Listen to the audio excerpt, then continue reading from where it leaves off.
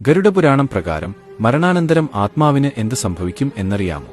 ഭൂലോകത്ത് നിശ്ചയിക്കപ്പെട്ട സമയത്ത് ഒരു മനുഷ്യൻ മരണപ്പെട്ടതും 3 യമകിങ്കരന്മാർ ആത്മാവിനെയും കൂട്ടി യമലോകത്തിലേക്ക് കൊണ്ടുപോകും. ആത്മാവിനെ കണ്ടതും യമധർമ്മരാജാൻ അവരോട് ആ ആത്മാവിനെ സ്വന്തം വീട്ടിൽ വിട്ടുവരുവാനും 13-ാം ദിവസം ആ ആത്മാവ് ചെയ്ത കർമ്മപ്രകാരം കൊണ്ടുവരുവാൻ പറയും. ആത്മാവിനെ കിങ്കരന്മാർ വീട്ടിൽ എത്തിച്ച് കിങ്കരന്മാർ തിരിച്ചു പോകും. ആ ആത്മാവ് തന്റെ ശരീരത്തിൽ നിന്നും 10 അടി ഉയരം നിലകൊള്ളും. ശിരസ് ദഹിക്കുന്നതുവരെ ആത്മാവിന് ആഗ്രഹങ്ങൾ നിലനിൽക്കൂ. ശരീരം മുഴുവൻ നശിച്ച ആത്മാവിന് ശേഷം പിണ്ഡം കൊണ്ടൊരു ശരീരം ഉണ്ടാകും.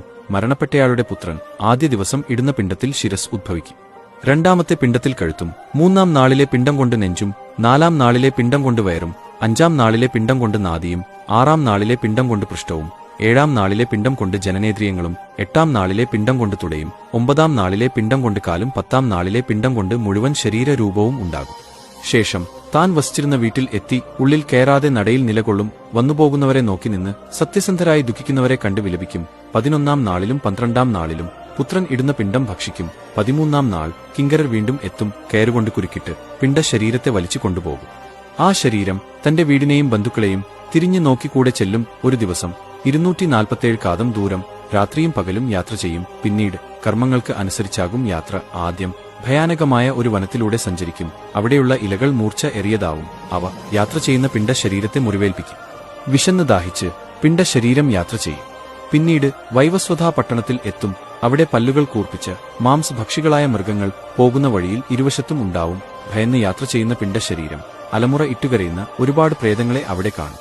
ക്ഷീണിച്ച പിണ്ഡ ശരീരം തന്റെ കുടുംബത്തെയും ഓർക്കും. ഭക്തി വെടിഞ്ഞ് ജീവിച്ചതും ആരെയും ബഹുമാനിക്കാത്തതും ഒന്നും ദാനം ചെയ്തിരുന്നതും ഓർത്ത് കരയും. എന്നാൽ കിങ്കരർ തിരിഞ്ഞു പോലും നോക്കാതെ വലിച്ചു കൊണ്ടുപോകും. എന്നാൽ ദാനം നല്ല കർമ്മങ്ങൾ ചെയ്ത ആത്മാക്കൾ ഈ കഷ്ടതകൾ അനുഭവിക്കില്ല.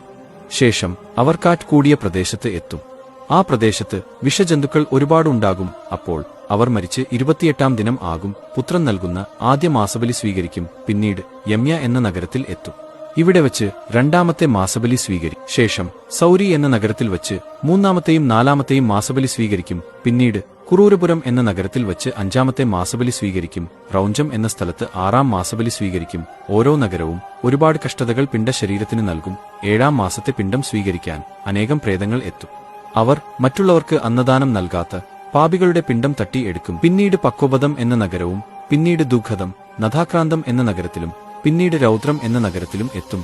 ഈ സമയം ആത്മാവ് ബന്ധുക്കളെക്കുറിച്ച് ചോദിക്കും. അപ്പോൾ കിങ്കരർ അവർ എല്ലാം അവിടെ ഉണ്ടെന്നും നിന്റെ കർമ്മഫലം മാത്രമാണ് നിന്റെ കൂടെ ഉള്ളത് എന്ന് ഓർമ്മിപ്പിക്കും. അങ്ങനെ 12 മാസം യാത്ര ചെയ്ത് യമലോകത്ത് എത്തും. ഇവിടെ വച്ച് ശിക്ഷ വിധിക്കും.